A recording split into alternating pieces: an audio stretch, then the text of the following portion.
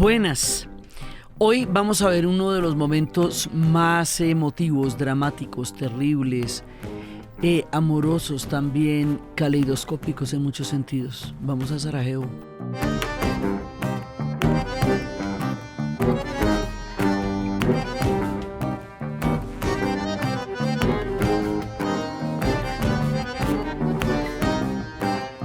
Vamos a la Bosnia-Herzegovina y ahí nos vamos a encontrar desde la dulzura, la multiculturalidad, los cafecitos, la reconstrucción, hasta el corazón de las tinieblas. Todo eso pasa ahí.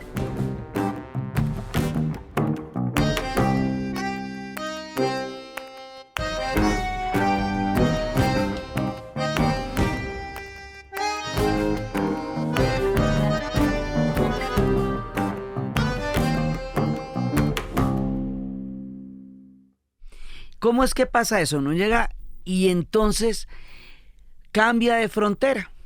Y así como cuando pasamos de Serbia a Croacia, estábamos en un lugar completamente diferente, ya estábamos en otra cosa muy distinta, porque habíamos entrado a la Unión Europea y contamos cómo la entrada a la Unión Europea nos lleva a otro mundo diferente al mundo que estábamos viviendo en ese momento en Serbia.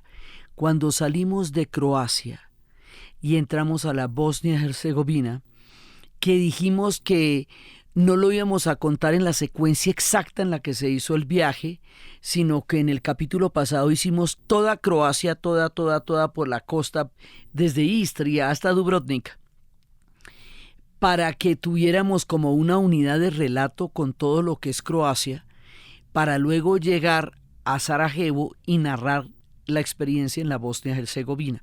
Es como una edición de viaje para contar la historia, la que estamos haciendo. Entonces, originalmente nosotros salíamos de Croacia y vamos en bus, vamos a pasar hacia la Bosnia-Herzegovina.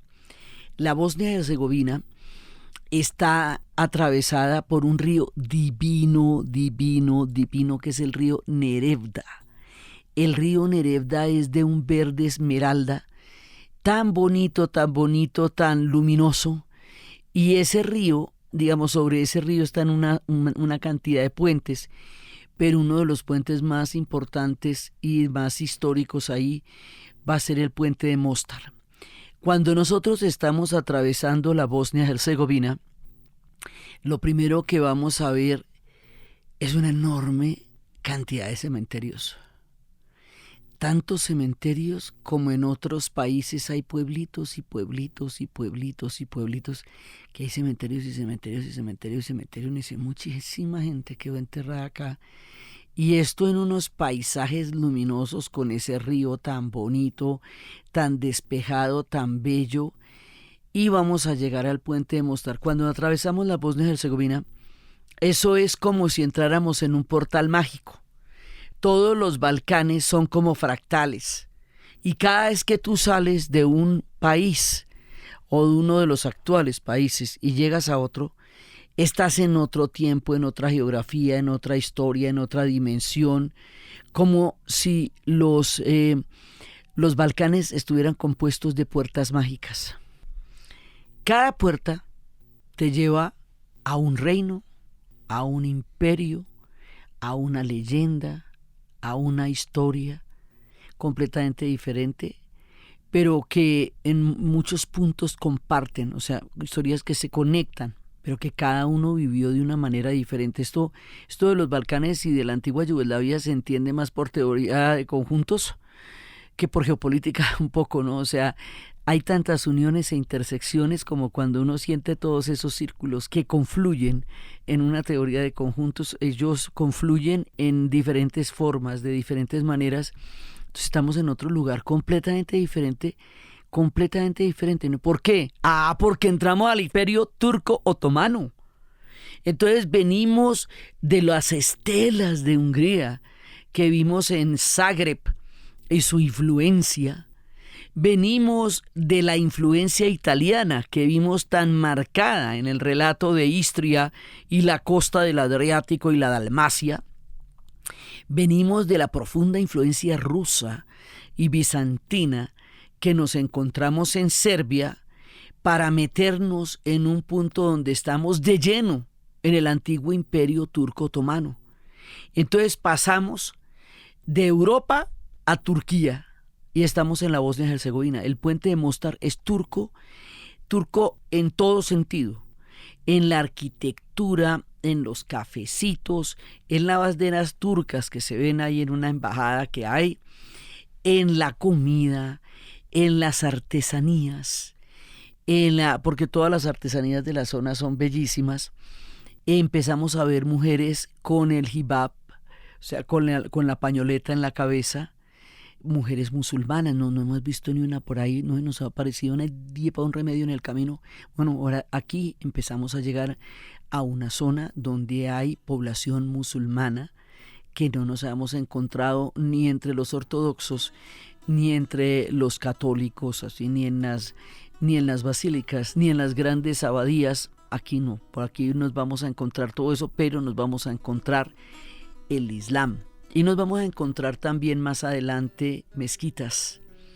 Y nos vamos a encontrar que estamos en un mundo islámico, pero en un mundo islámico europeo, porque esta es otra Europa, muy distinta a las otras Europas, pues esto sigue siendo Europa en muchas cosas de las que vivieron, pues comparten una cantidad de historia común.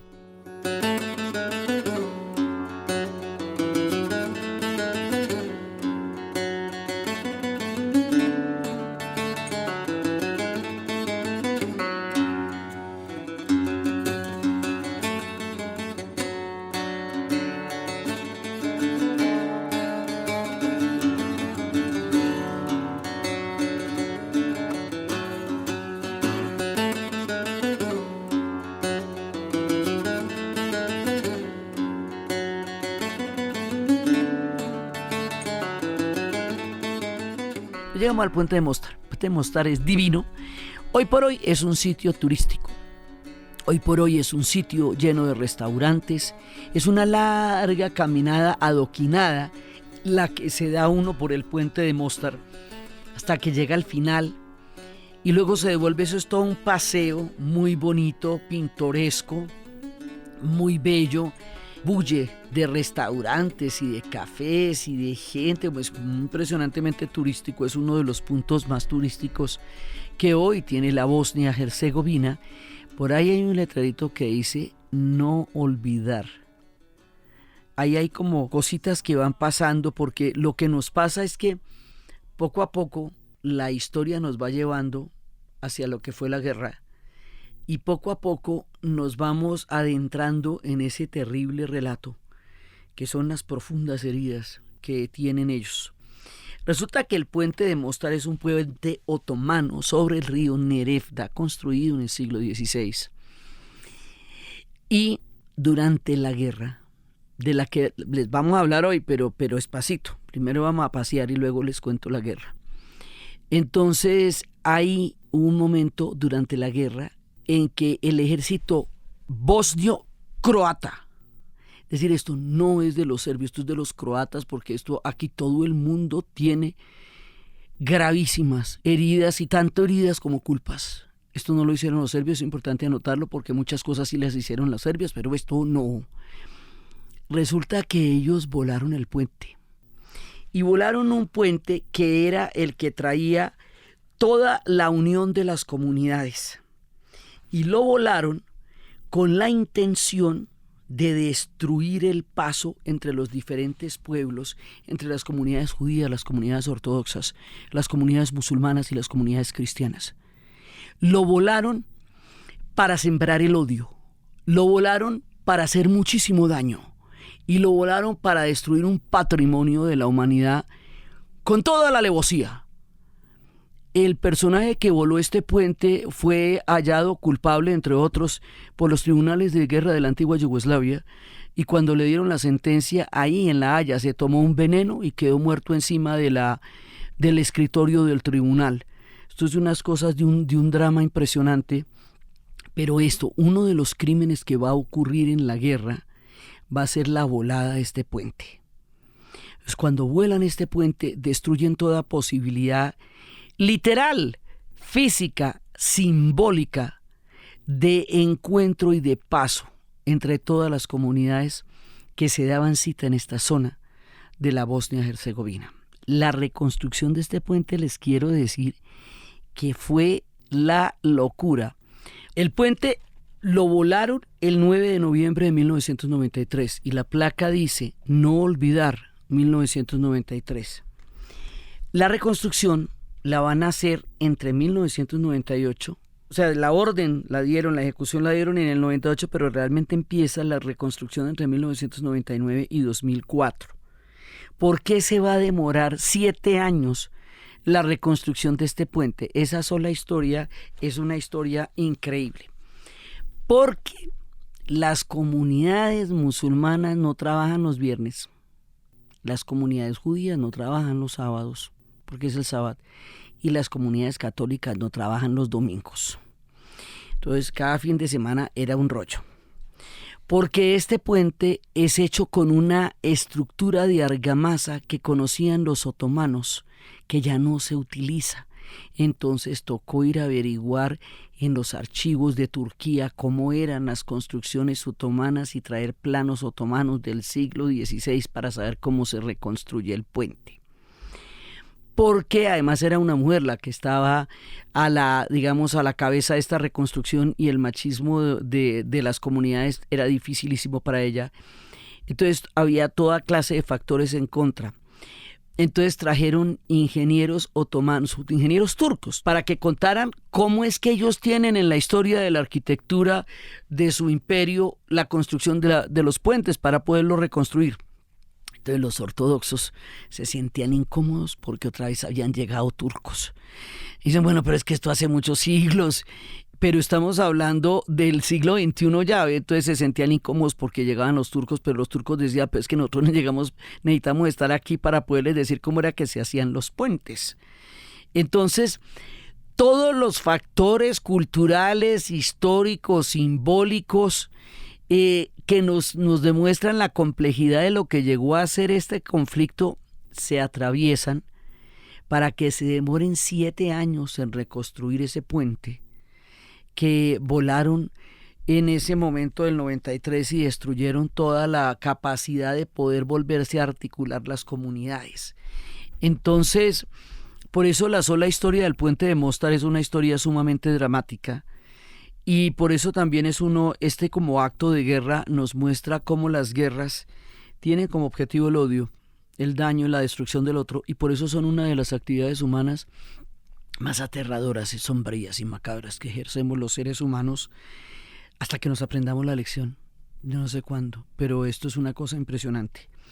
Entonces resulta que hoy por hoy el puente ya lo reconstruyeron y es divino. Divino, y hoy por hoy no solamente une las comunidades, sino que el mundo entero lo ve. Ahí va gente de todas partes del planeta a caminar sobre el puente de Mostar. Mostar es bellísimo y el río Neretva engalana ese lugar y hay toda clase de tiendecitas, de ropas, de artesanías, de diseños y se ve, digamos, como es el mundo de hoy, en lo que fue una de las tragedias más grandes y en lo que recuerda los tiempos vigorosos y grandes del Imperio Turco Otomano, cuando la Bosnia-Herzegovina fue una provincia del Imperio Turco Otomano. Y allá, a pesar de que los bosnios tuvieron una resistencia muy grande cuando la llegada de los otomanos, los bosnios van a entrar en una dinámica de pertenencia y de identidad con el Imperio Turco Otomano, que es única de ellos. Entonces los serbios se identifican con los rusos y se identifican con los bizantinos. Los croatas se identifican con los húngaros. También se identifican con los italianos y con los austriacos a ratos. Los eslovenos se identifican con los austriacos y los bosnios con el Imperio Otomano. Sí, y esto es un territorio chiquitico porque todo esto lo hemos recorrido en horas de bus. Esto no tiene mayor tiempo, sino son puras horas de bus donde uno atraviesa de un imperio a otro y atraviesa de una época a otra, como lo hicimos cuando estábamos en Istria, que parecía que nos hubiéramos ido del viaje y no, estábamos por allá en Croacia, pero en otra partecita.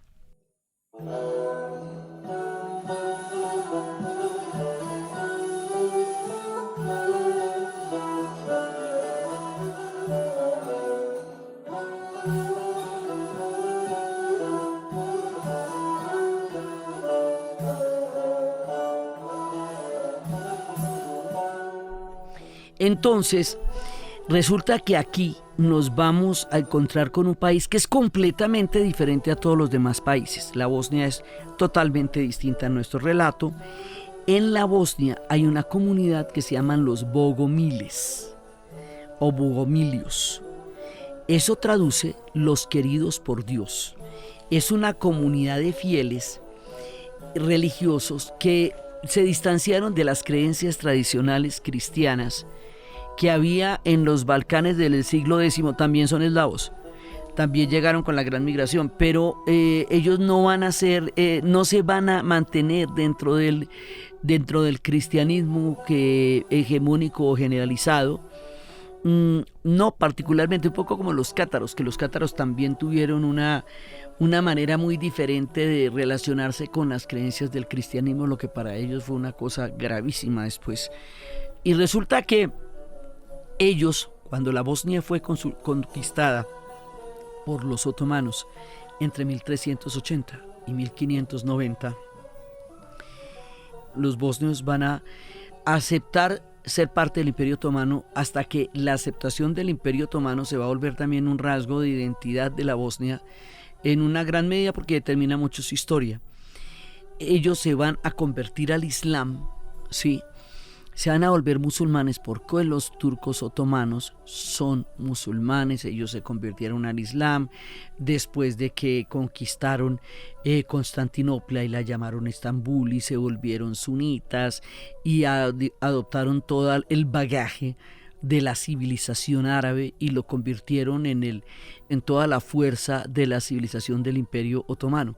Los otomanos eran fundamentalmente muy buenos administradores porque tomaron una gran cantidad de pueblos muy diversos, muy disímiles, y lograron construir un imperio gigantesco que duró desde 1453, había arrancado antes, pero por ponerle un lugar, la toma de los turcos a Constantinopla, hasta 1920, después de terminada la Primera Guerra Mundial. Entonces, durante todo ese tiempo ellos fueron un imperio que tuvo no solamente el Medio Oriente, sino también los Balcanes, o sea, a ambos lados del Bósforo y a ambos lados de Europa. Por eso la ciudad de Estambul hoy por hoy, la mitad de la ciudad queda en Asia, la otra mitad queda en Europa. Entonces llegaron los otomanos allá y los otomanos crearon su mundo, su vida, su forma, su historia, y al hacerlo le dieron a la Bosnia-Herzegovina ese carácter particular otomano que no tienen los otros pueblos de los Balcanes, sino los bosnios herzegovinos. Entonces, bueno, allá todo bien, o sea, la cosa funcionó bastante bien, esta gente se convirtió al Islam, por eso hay una cantidad de mezquitas allá, son musulmanes, pero ya después con el tiempo y en la actualidad son musulmanes bastante laicos. Este nunca fue un Islam particularmente fuerte, no, era un Islam más bien moderado, como los turcos mismos también lo fueron después. Y por ella, en el año de 1878, cuando el Imperio Otomano estaba empezando a enfrentar épocas ya muy fuertes, muy duras de su decadencia, cuando le hacían el anciano enfermo de Europa, hizo un trato temporal con los austrohúngaros, ya existía el Imperio Austrohúngaro como tal, y les dijo: téngame aquí un momentico que voy a hacer una vuelta. Sí, como cuando usted le dice a alguien que si le tiene algo mientras usted hace una vuelta, ¿sabe?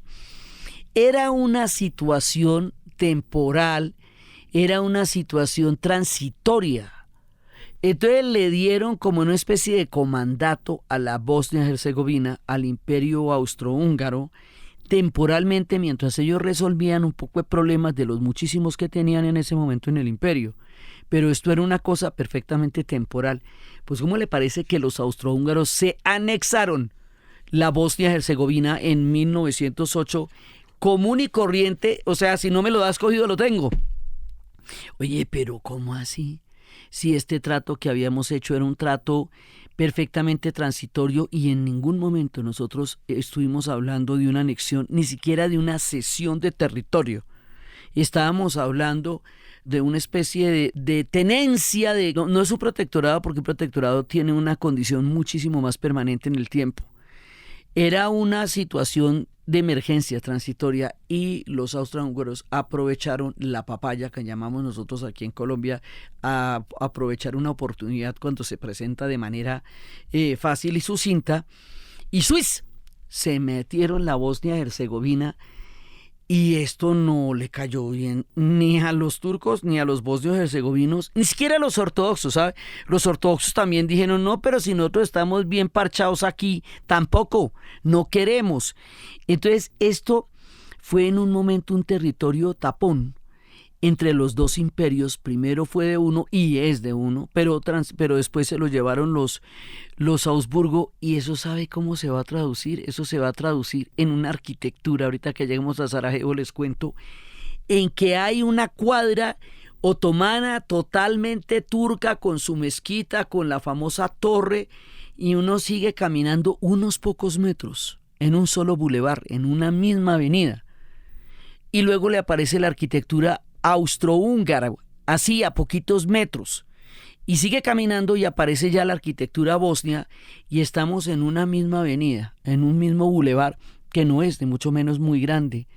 Entonces, puntualmente uno puede ver la calle donde termina la arquitectura otomana y empieza la arquitectura austrohúngara mientras uno va caminando por ahí, y eso es alucinante, porque si bien nos llamó la atención en Belgrado esa torre hasta donde llegaron los austrohúngaros como un punto absolutamente, digamos, preciso, o el puente donde las tres Europas empiezan a mostrarse en el punto en que se unen el Sava y el Danubio, pues aquí en una sola calle, en un bulevar, en una avenida, nos quedan los dos imperios y la nación Bosnia mientras caminamos.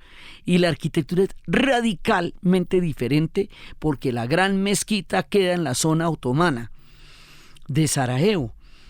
Entonces, esto es una cosa, digamos, para nosotros que tuvimos en América Latina la dominación del Imperio Español con una cartilla de fundación de ciudades de Indias, que las ciudades se fundaban de una sola manera, que era la plaza, el ayuntamiento y la iglesia, y que así era que se fundaban. Por eso todas las ciudades de América Latina tienen la misma estructura. Y por eso las películas uno no sabe dónde las filmaron, si son en el Uruguay o si son en Bogotá, porque pues todos tenemos la misma estructura.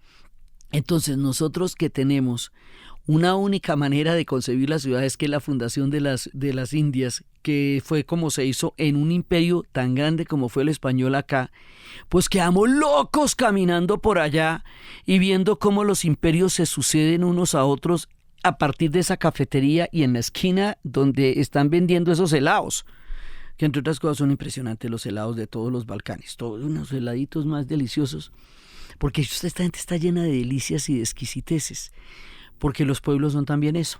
Entonces resulta que los turcos otomanos fueron los encargados de difundir el café y de crear las cafeterías como lugares públicos. Lo traían de Etiopía, de la historia, de la leyenda de las cabritas que estaban todas alborotadas y el pastor vio que era que se comían los granos de café, y que vienen por toda la Arabia y que pasan por la Arabia Feliz, que llamamos Yemen, y que van a ser parte del Imperio Otomano, y que el Imperio Otomano las va a llevar a las puertas de Viena, y en las puertas de Viena, cuando pierden una batalla, quedan todos los sacos abandonados de café, y los vieneses lo van a moler y van a continuar con las cafeterías que ya tenían los turcos otomanos. Entonces, y eso va a llegar al eje cafetero, y en cualquier momento nos vamos a tomar un tintico pues ahí en Armenia y en el viejo Caldas, ¿cierto? Pero todo esto viene de muy lejos. Entonces, en Bosnia hay una cultura cafetera, pero muy fuerte, lo cual cuando uno es colombiano es muy notorio, porque hay muchísimos cafecitos, porque la gente se sienta a tomar café, porque en Colombia el café es un tema de unión, de relación, de socialización, es como lo mínimo que puede pasar entre nosotros es tomarnos un café.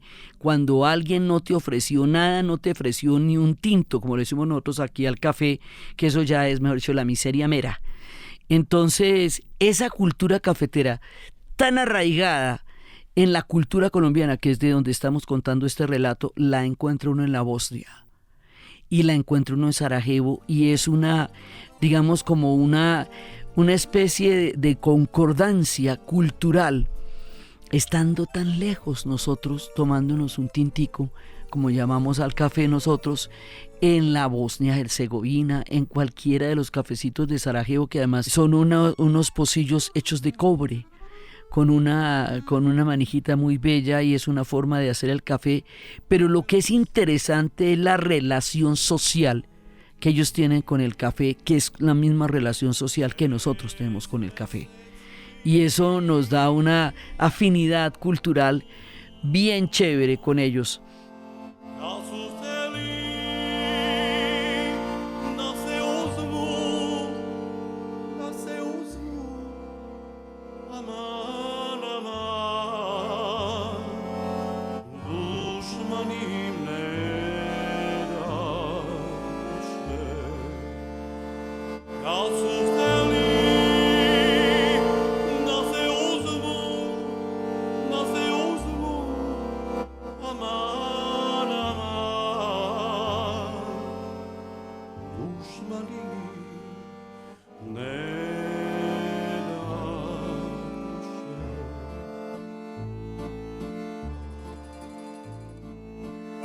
Entonces nosotros llegamos a Sarajevo, que llamamos la Jerusalén de Europa. Sí, hemos salido de este puente de Mostar maravilloso, seguimos recorriendo la Bosnia-Herzegovina, todos estos campos, y llegamos a Sarajevo. ¿Por qué se llama la Jerusalén de Europa? Porque en Sarajevo vamos a encontrar mezquitas, basílicas, catedrales y sinagogas. Sarajevo es una ciudad pequeña, pero se encuentran todas las religiones. Y entonces vamos a encontrar las huellas de todas las religiones que no encontramos en el camino, porque cuando estábamos en Serbia estábamos viendo las basílicas, cuando estábamos en Croacia estábamos viendo las catedrales. Sí, y lo mismo en Eslovenia. Aquí vamos a ver basílicas, catedrales, mezquitas y sinagogas. Vamos a ver una comunidad judía que tiene una historia del mundo judío y de lo que fueron ellos durante la Segunda Guerra Mundial y en la historia de la ciudad, y todo el bagaje de la cultura judía, que tiene una impronta importantísima en Sarajevo y que forma parte del relato de la ciudad, y que a la hora del cerco va a cumplir un papel importante también. Están los judíos, están las mezquitas, que como les digo, pero son varias mezquitas, y está la torre, una torre que queda en la mezquita, que tiene una fuente. Si uno bebe del agua de esa fuente, volverá a Sarajevo. Y si bebe el agua de la fuente que está al interior de la mezquita, se quedará en Sarajevo. Por si las moscas, yo bebí de las dos fuentes. En algún momento regresaré, porque es una ciudad que conquista el corazón de uno completamente. Ođe dragi da donese žute dunje Carigradske, a ga nema 3 godine aman, aman, nit se javlja, niti dolazi, al ga nema 3 godine, aman, aman, nit se javlja, niti dolazi. Entonces, allá convivieron durante siglos todos los que les digo, los ortodoxos, los judíos, los musulmanes, los católicos convivieron sin problema.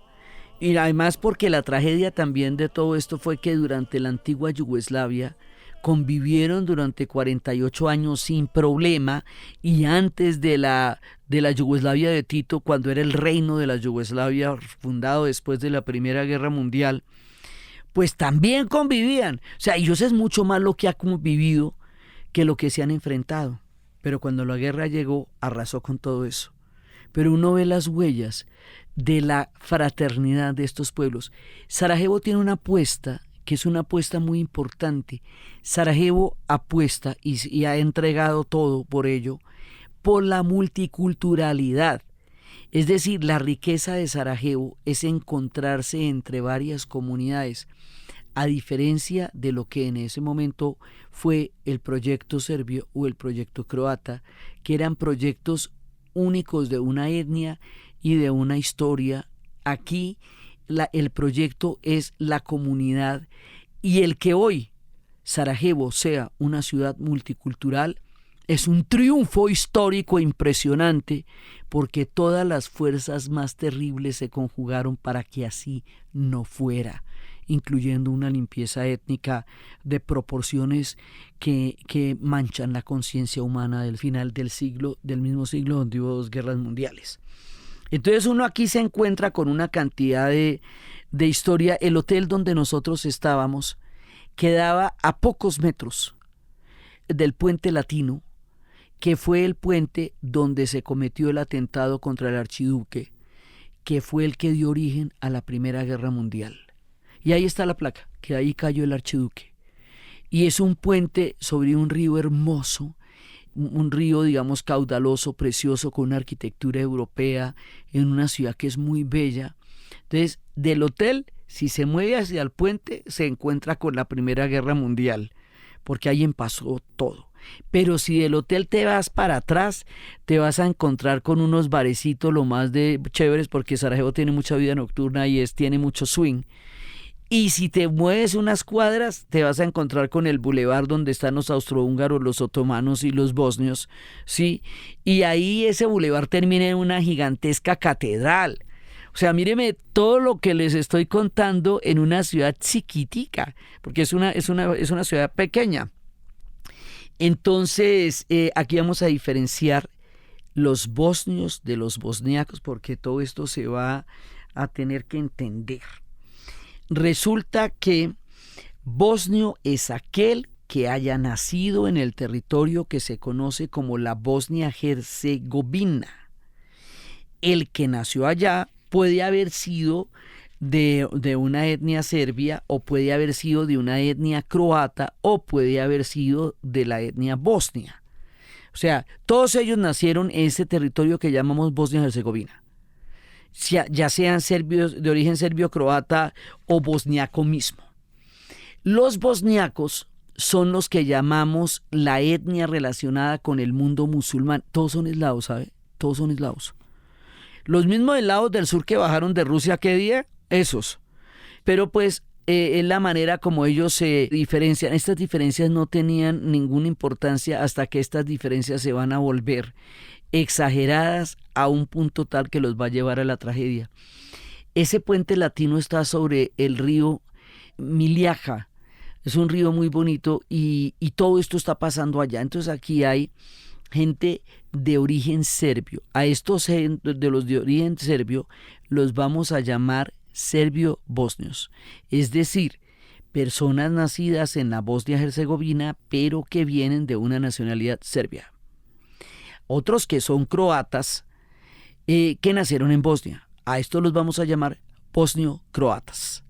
Sí, es decir, personas de origen croata que nacieron en la Bosnia-Herzegovina. Y a los bosnios que nacieron allá los vamos a llamar bosniacos.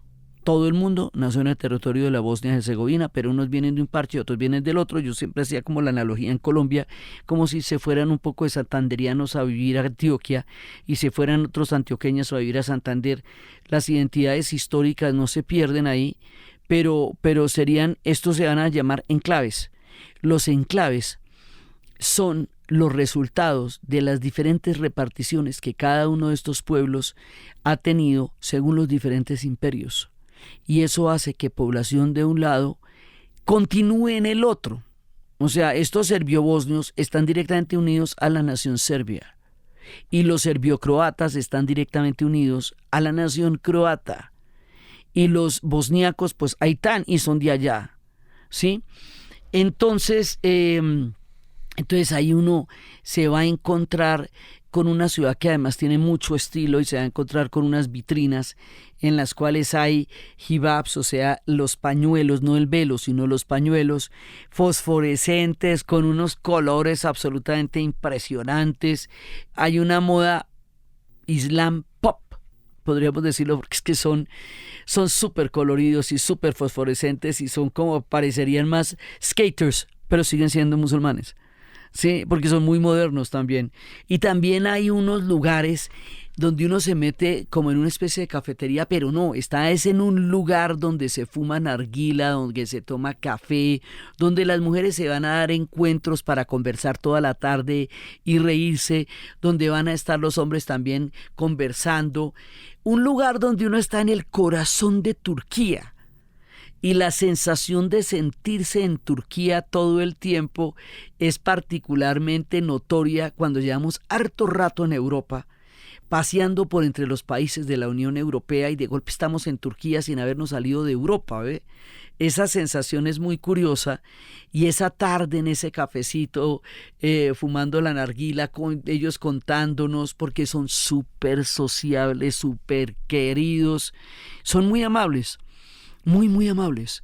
Y con los colombianos fueron particularmente amables, de alguna manera se sienten afines a nosotros. Y los serbios también fueron muy amables. O sea, gente amable.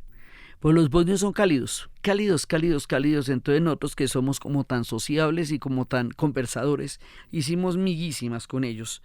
Entonces, ahí donde se ven todos los imperios y se ven todas las creencias y se ve el río y aparece pues la famosa historia de la Primera Guerra Mundial. Entonces ahí estamos muy contentos con Sarajevo, estamos muy contentos con sus artesanías, estamos muy contentos con la manera como ellos recrean los símbolos de su ciudad, como este corazón de Sarajevo que siempre me acompaña, o como las réplicas de la torre de la mezquita.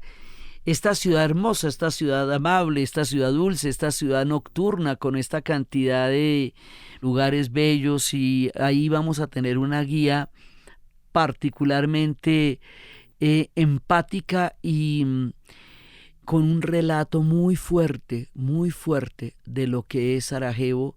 Una mujer que para tomar del pelo, para digamos hacer una broma amigable, dice que habla 5 idiomas. Yo les dije esto antes, que ella habla serbio, croata, bosnio, que habla montenegrino, también macedonio. Es el mismo idioma.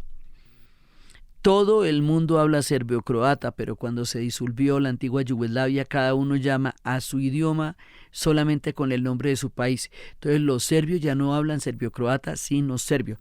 Los croatas ya no hablan serbio-croata, sino croata. Entonces ella, para mostrar el carácter multicultural de su ciudad, dice que habla 5 idiomas. Ella es musulmana, con una estética totalmente ponqueta, con los pelos para arriba, con gel, de colores.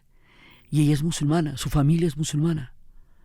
Entonces, los estereotipos en Sarajevo es lo primero que uno tiene que dejar de lado, porque toda la mezcla de culturas y civilizaciones nos lleva a mirar a las personas como personas y no con sus etiquetas. Eso es una de las cosas más importantes que aprenderemos acá.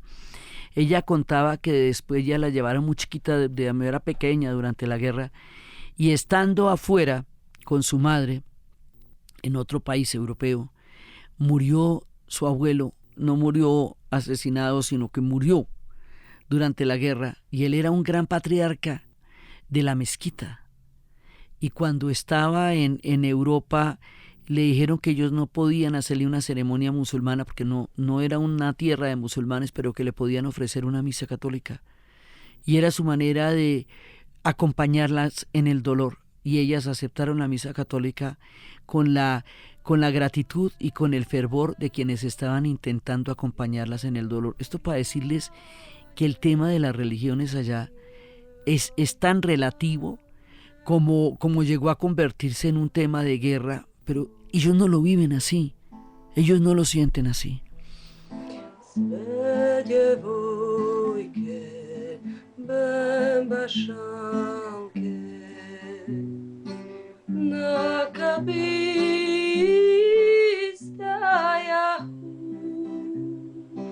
Sama moja, mila draga, nade mili penteru. Sama moja, mila draga, nade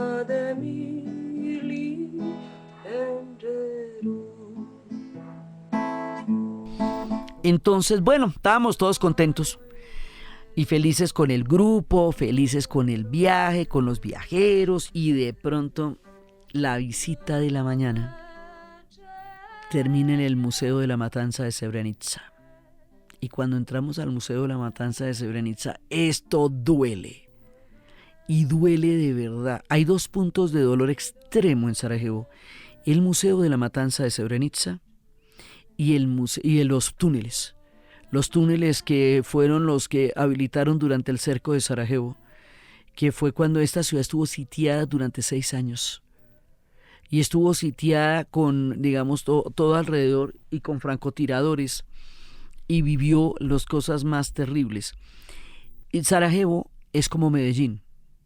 La ciudad de Medellín en Colombia es una ciudad que es un valle rodeado de montañas, como una especie de bowl, como una batea, ¿sí? Entonces ellos van a ser cercados, las montañas van a cubrirse con el ejército serbio-bosnio y van a empezar a dispararles desde ahí, y se van a tomar un barrio, y desde el barrio van a empezar los francotiradores apostados en lo alto de los edificios a dispararle a la gente en las calles. Eso fue el cerco de Sarajevo. Es una de las memorias más bravas que existen y que en la ciudad está. Entonces, aquí nos encontramos primero con el Museo de Srebrenica, y al otro día vamos a ir a los túneles, y en los túneles nos van a explicar en qué condiciones y de qué manera esta ciudad fue cercada durante 6 años, mientras el mundo no hizo nada y los dejó a su suerte ahí. Entonces resulta que esta guerra, ahora sí nos toca meternos ya con la guerra de lleno, porque pues ya tocó. Esta guerra está compuesta por una serie de guerras al interior de esta guerra. Hay una guerra entre los serbios y los croatas, que fue la que empezó cuando estábamos hablando de nuestro camino por Croacia, y que es la que nos habla de un enclave serbio en Croacia que se llama Krajina. Krajina significa frontera, y está en estos enclaves que son como parches, que son como pedazos de una nacionalidad dentro de otro pueblo.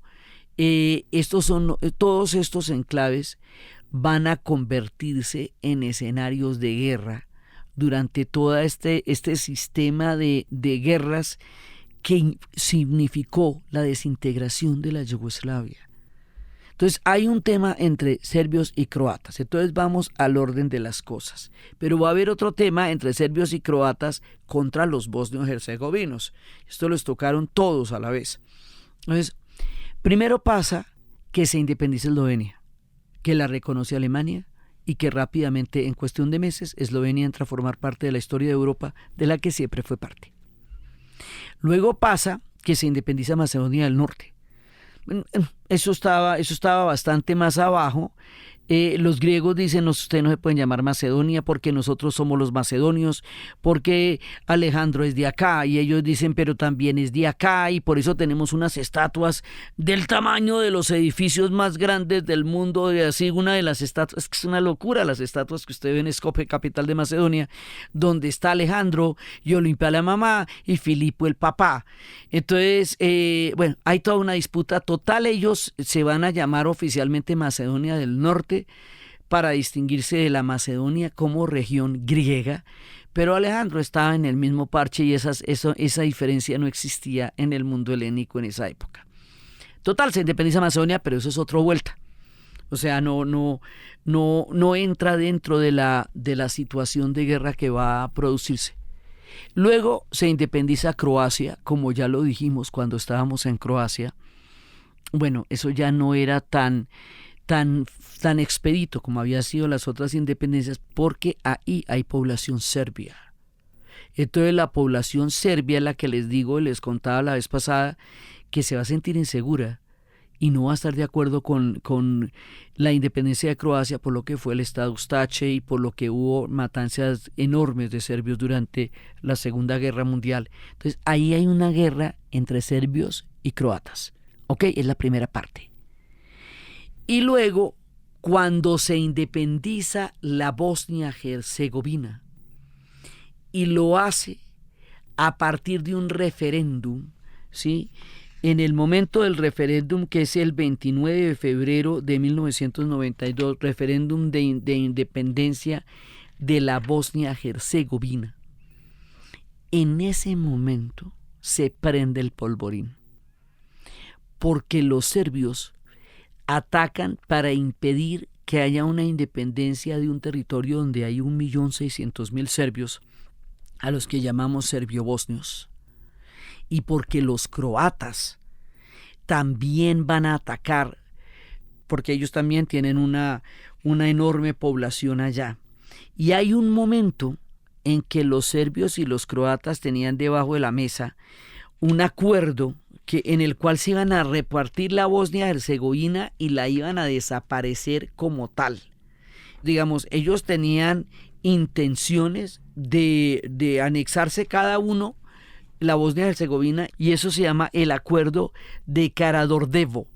Eso fue un pacto secreto que hicieron entre Tuđman, el presidente de Croacia, y Milošević. Y eso se produjo en 1991, y eso significaba que los bosnios que están en la mitad desaparecerían, y este territorio desaparecería y quedaría en manos de los serbios y de los croatas por cuenta de los enclaves que hay de serbios y croatas allá. Esa era como la idea. ¿Cómo empezó todo esto? Cuando la crisis que hubo de Kosovo, y cuando Milošević era el presidente de la Yugoslavia y había sido un hombre de Tito, va a Kosovo y hace el discurso de Gazimestán el 28 de junio de 1989, donde ocurrió la batalla de los Mirlos, en la cual los serbios perdieron el dominio de la cuna histórica de Kosovo a manos de los turcos otomanos, y donde los turcos otomanos después llenarían esto de población musulmana y albanesa, y que eso hace que Kosovo hoy por hoy tenga el 90% de la población albanesa y el 10% de la población serbia, pero sea la cuna histórica de Serbia y sea una provincia actualmente, una provincia de Serbia o un país que unos han reconocido y otros no. Eso todavía no termina de resolverse. Cuando Milošević hace eso, exalta y prende la chispa del nacionalismo, y el proyecto que va a entrar en juego ya no es el proyecto multicultural laico de la antigua Yugoslavia, la de Tito, sino que este es un proyecto nuevo, es la Yugoslavia pero nacionalista bajo el proyecto serbio. Y al mismo tiempo Tuđman, el presidente de Croacia, está haciendo lo mismo con Croacia. Son dos proyectos nacionalistas que excluyen el derecho de los otros pueblos, y son dos proyectos duros y feroces los que se van a realizar ahí.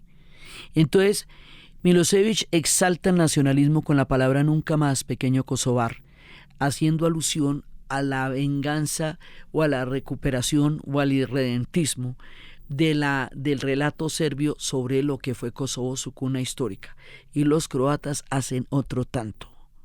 Entonces esto ya está echado a andar, pero esa dinámica que está pasando en estos dos lugares va a caer toda sobre la Bosnia-Herzegovina, porque la Bosnia-Herzegovina es la que tiene los enclaves de unos y de otros, ¿sí? Entonces unos y otros atacan, ya se habían atacado entre ellos arriba y ya habían tenido esas guerras en Krajina, que era el enclave serbio de donde fueron sacados a sangre y fuego también de allá. Eso ya la guerra estaba, pero la guerra va a llegar a la Bosnia-Herzegovina con el referéndum de la independencia y el reconocimiento que van a hacer las naciones occidentales de esta nueva nación dentro del mismo orden y secuencia en que se van independizando cada uno de ellos. Entonces le llega a la Bosnia el turno y dice, pero usted sí no puede porque nosotros tenemos enclaves allá.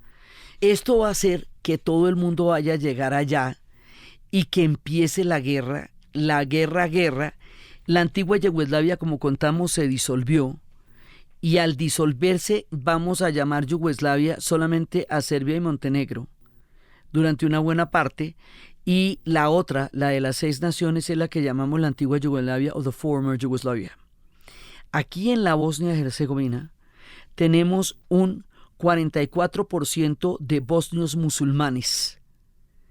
tenemos un 32.5% de serbios ortodoxos y un 17% de católicos croatas. ¿Cuándo se dio el referéndum? Entonces, los serbio-bosnios y los bosnio-croatas no están de acuerdo con la independencia. Los serbio-bosnios empiezan a boicotear el referéndum, rechazan el resultado, no están de acuerdo con que esto se convierta en un país independiente porque ellos no se sienten parte de ese país que se va a independizar porque ellos se sienten étnicamente vinculados a los serbios. Y todo esto se nos va a volver una limpieza étnica contra la Bosnia-Herzegovina. Esto nos va a llevar a un genocidio de 250.000 personas de la Bosnia-Herzegovina. En el corazón de la guerra, cuando toda la guerra caiga sobre la Bosnia-Herzegovina y sean atacados por los serbio-bosnios y por los bosnio-croatas en primera instancia. Y al mismo tiempo ellos ataquen también. Entonces, cada uno tiene su ejército. Hay un ejército de la República Srpska, que es como se llaman los serbios a aquellos que viven y nacieron en la Bosnia-Herzegovina, los llamamos la República Srpska, y ese es el proyecto de ellos. El jefe de la República Srpska se llamaba Karadzic, y el de las tropas que van a estar allá se llama Ratko Mladic. Ellos van a rodear todas las montañas que quedan en Sarajevo. Por eso hago la comparación con Medellín, porque Medellín está completamente rodeado de montañas, completamente, y hay un valle ahí. Sarajevo está completamente rodeado de montañas. Entonces van a rodear todas las montañas con el ejército, van a tomarse un barrio y a partir del barrio que logran tomarse, van a apostar francotiradores, van a cerrar y van a cercar a Sarajevo y van a empezar a matarlos. Y van a empezar a matarlos primero por las fuentes de agua y las fuentes de comida. Lo primero que va a pasar es que empieza a haber bombas donde quiera que va a haber comida, bomba en la cola del pan, bombas donde venden los helados. O sea, lo primero que hacen es cercarlos por hambre. Y cuando ya lleguen a sus casas y no puedan salir de ahí, bombardearlos en sus casas. Y cada vez que vayan a salir a tomar agua, dispararles los francotiradores cuando van a salir a tomar agua. Y la ciudad empieza a vivir la pesadilla de un cerco en el siglo XX. Un cerco después de la Segunda Guerra Mundial, hombre, un cerco después del cerco de Leningrado, un cerco después del cerco de Stalingrado. Cuando terminó la Segunda Guerra Mundial, cuando se hicieron los tribunales de Nuremberg, la humanidad hizo una promesa de que ese tipo de cosas no iban a volver a ocurrir nunca más, que nada como el Holocausto sucedería nunca más. El siglo XX se comprometió con eso, Europa se comprometió con eso, se hizo una promesa a la humanidad. La gravedad de esto es que esa promesa se rompe. Y se rompe en la Bosnia-Herzegovina y volvimos a vivir la pesadilla. Ni siquiera había terminado el siglo. Estamos en el 92, el siglo no ha terminado y otra vez vamos a volver a vivir esto. O sea, es una cosa increíble, por eso es que les digo que que estemos viviendo lo de Rusia y Ucrania ahora resulta inconcebible, porque hemos hecho una cantidad de cosas para que ese tipo de horrores no se repitan y sin embargo vuelven y se repiten en la misma Europa que había jurado no volver a cometer nunca estas barbaridades. Entonces, el cerco de Sarajevo va a ser la experiencia más dolorosa. La gente de Sarajevo va a quedar abandonada a su suerte. Va a haber un periódico, la historia del periódico de Sarajevo es impresionante porque vino un periodista y nos contó que se metieron en uno de los búnkers que había hecho Tito, que a la gente le parecía tan terrible cuando los hizo, y allá empezaron a hacer un glosario de todas las palabras que pudieran significar algún tipo de ofensa para cualquiera de las nacionalidades, porque Sarajevo es multicultural. Para no utilizarla, desarmaron la palabra para escribir desde la paz durante el cerco de Sarajevo. Eso es muy importante. Y es muy importante en esta época de las redes sociales, donde las redes sociales arman las palabras. para que los pueblos empiecen a tratar de resolver los conflictos, lo primero que tienen que hacer es desarmar la palabra, porque la palabra también es un arma, porque la palabra transporta el odio. La palabra tiene mucho poder. Y ellos desarman la palabra como periodistas para ejercer un periodismo ético, serio, respetuoso, en las peores condiciones durante el cerco de Sarajevo. Y entonces ellos no tenían papel. Hubo periódicos que salieron en bolsas para empacar comida, en todo tipo de papel higiénico, todo, pero cada día que salía una edición del diario de Sarajevo era un día más de esperanza. Ellos resistieron con la poesía y había un chelista que tocaba donde quiera que hubiera habido matanzas en ese día, y ese chelista tocó durante 22 días sin parar. Él tocó el adagio de Albinoni, que es una de las piezas más dolorosas y tristes de la música, y lo tocó hasta que las Naciones Unidas se los llevaron de allá.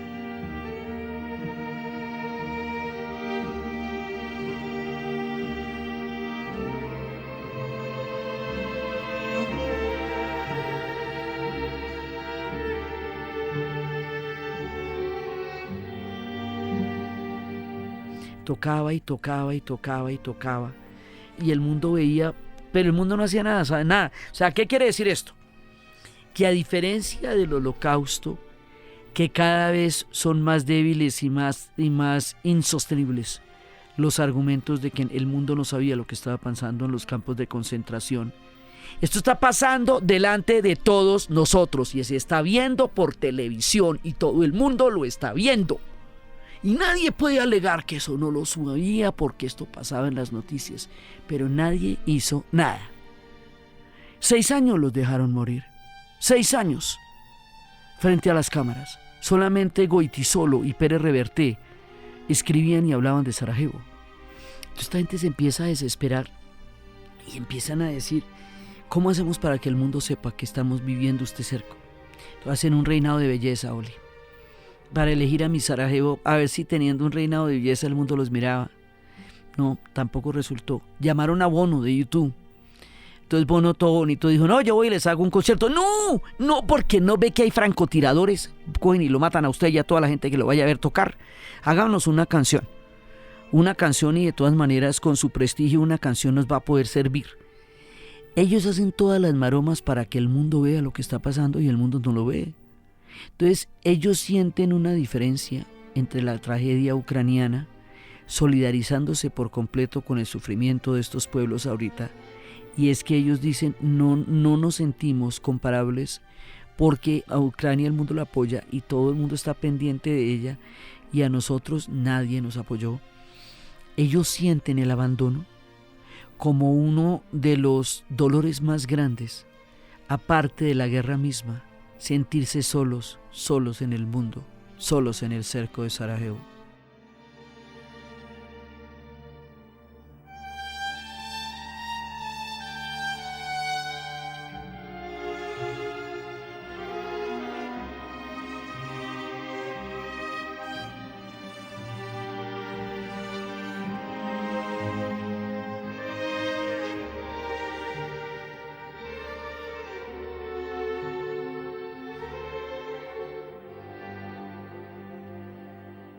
Como eran musulmanes, también existe la idea de que no había tanto interés en pararles bolas. Esto, digamos, es parte de las heridas que ellos tienen, porque, por ejemplo, los croatas dicen, sí, Vukovic también lo acabaron, Vukovar, y esos eran católicos y tampoco nadie dijo nada, y ese ni siquiera lo han reconstruido. Son heridas muy grandes, pero lo de Sarajevo fue una cosa absolutamente aterradora, porque es un cerco al final del siglo. O sea, porque ya había ocurrido la Segunda Guerra Mundial. Porque antes de la Segunda Guerra Mundial, como no habíamos vivido el horror y la tragedia que se vivió en esa guerra, no sabíamos que eso podía pasar. Pero es que aquí ya pasó la Segunda Guerra Mundial, ya se terminó en 1945, aquí estamos en 1992, viviendo campos de concentración, viviendo gente muriéndose de hambre. Y en la historia de Simone Veil, la primera mujer europarlamentaria, ella señala que esto se está repitiendo. Ella, como sobreviviente de Auschwitz, de los campos de concentración, dice: hey, esto se está repitiendo, por favor, esto no se puede repetir. Y esto, digamos, en su fracaso histórico de proporciones absolutamente vergonzosas, que todo esto haya vuelto a ocurrir en la era de los medios de comunicación de masas, delante de todo el mundo, noticiero por noticiero en la noche. Entonces ellos resienten ese abandono. Hoy por hoy en Sarajevo hay una rosa que está pintada como con pedazos de pétalos arrancados. Eso es la rosa de Sarajevo. Esa rosa de Sarajevo está en todas las partes donde hubo matanzas a gran escala. Inmediatamente cuando yo veo eso me acuerdo de Polonia, de Varsovia. En Varsovia hay placas y flores. Y donde hay placas y flores hubo ejecuciones en masa. Y me acuerdo del dolor de Varsovia. Y Varsovia tenía una exposición sobre Alepo. Y me acuerdo del horror de las ciudades que han vivido todo esto. Y por todos lados está la rosa de Sarajevo. Al lado de la iglesia está la rosa de Sarajevo. Todavía se ven las balas en la iglesia. Sí, a donde fue Juan Pablo II a darle su parte de solidaridad. Ellos tienen muy claro quiénes les pararon bolas, porque fueron pocos. Entonces sigue el cerco de Sarajevo 6 años. Ya se están haciendo los acuerdos, pero todavía seguía el cerco de Sarajevo. Entonces hay 2 episodios dentro de toda la barbaridad que es la guerra, que son absolutamente desgarradores e imposibles de soportar en la conciencia humana: el cerco de Sarajevo y la matanza de Srebrenica. La matanza de Srebrenica nos va a llevar a los acuerdos de Dayton. Los acuerdos de Dayton nos van a llevar al final de la guerra. La guerra va a terminar sin arreglar absolutamente nada, pero la van es como a congelar. Frisan lo que está pasando ahí para poder terminar esta sangría después de que nadie había hecho nada. La manera como eso se va a lograr, el horror de Srebrenica, porque eso hay que contarlo despacio, porque eso es un crimen absolutamente aterrador, y la manera como los acuerdos de Dayton van a terminar con esta pesadilla, las heridas que estos pueblos tienen y los aprendizajes que tenemos que hacer de esta experiencia humana tan dolorosa y que todavía tienen tanto que enseñarnos a los pueblos que estamos resolviendo conflictos y tratando de cambiar nuestra manera de relacionarnos. Lo vamos a contar en el siguiente episodio. Aquí dejamos en el cerco de Sarajevo con el chelista esta historia tan dolorosa, pero es que en algún punto la historia nos llevó a Sarajevo.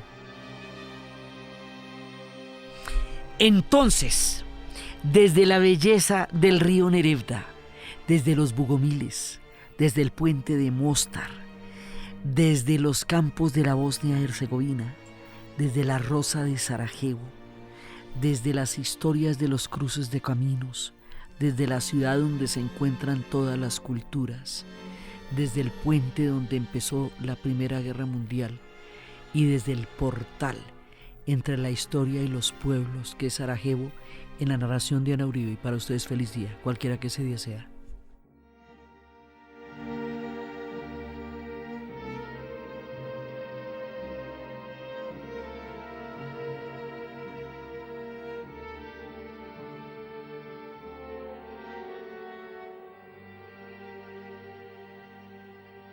Queremos agradecerle muchísimo y con mucho cariño a la gente de Patreon, PayPal, PayU, que nos apoya, que hace posible que este proyecto continúe y siga creciendo.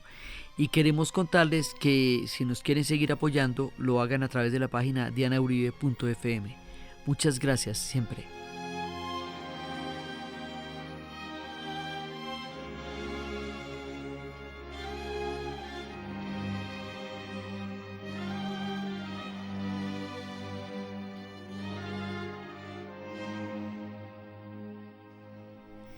Este podcast fue grabado en Los Gatos Estudio y fue posible gracias al equipo de dianauribe.fm, que está integrado por Diana Suárez, Milena Beltrán, Arturo Jiménez Viña, con la musicalización de Eduardo Corredor Fonseca de Rueda Sonido y con la ayuda fuerte y poderosa de Santiago Espinosa Uribe y Laura Rojas Aponte del podcast Cosas de Internet.